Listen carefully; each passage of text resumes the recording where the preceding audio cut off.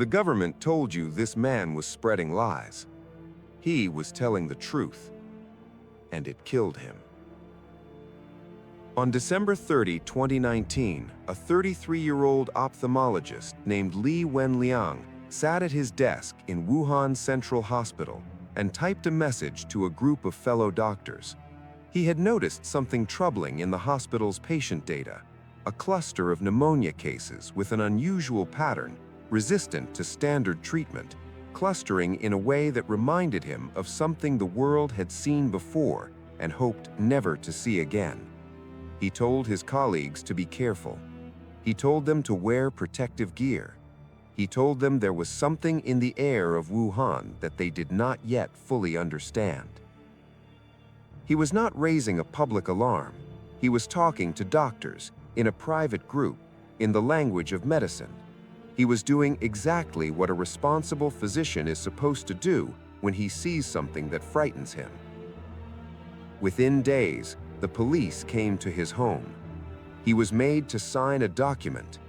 The document said that his statements had been untrue and that by making them, he had severely disturbed social order. It said that if he continued to make such statements, he would be detained and subjected to further punishment. He signed it. He was 33 years old, with a pregnant wife at home, and the full weight of the Chinese state was telling him that what he had seen with his own eyes was not real. He went back to work.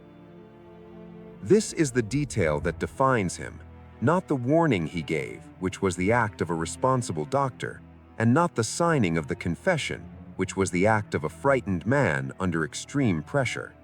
What defines Wenliang is what he did after. He went back to the wards. He kept seeing patients. He kept working in a hospital that was filling up with exactly the cases he had described, in a city that was beginning to understand what was coming, under a government that was still insisting nothing serious was happening. In January of 2020, he contracted the virus. He had been treating a patient with glaucoma, an elderly woman who, it turned out, was asymptomatic but infected. The virus passed between them in an examination room in a hospital where the threat had not yet been formally acknowledged, where the protective protocols he had warned his colleagues about had not yet been implemented.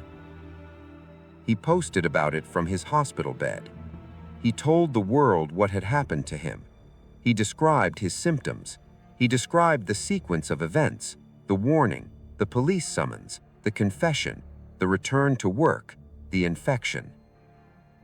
He said that when he recovered, he wanted to return to the front lines. He said he thought the work was important.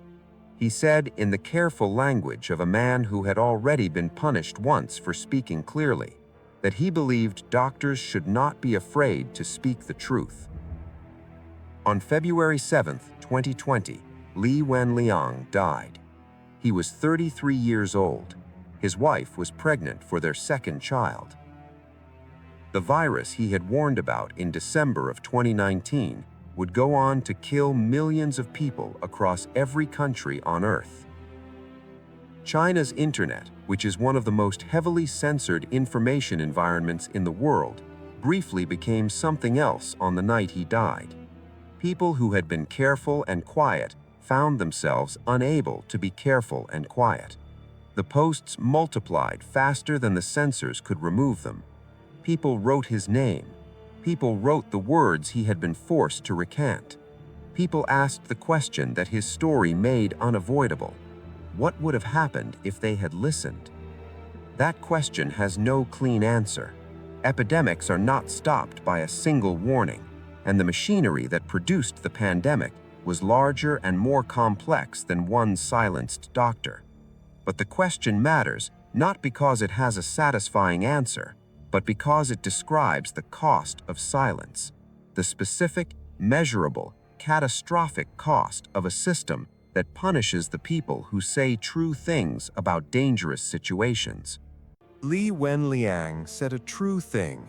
He was punished for it. He said it again from his hospital bed, knowing by then exactly what it might cost him. He died having told the truth to anyone who would listen. In a world where silence is the safest option, that is not nothing. That is everything.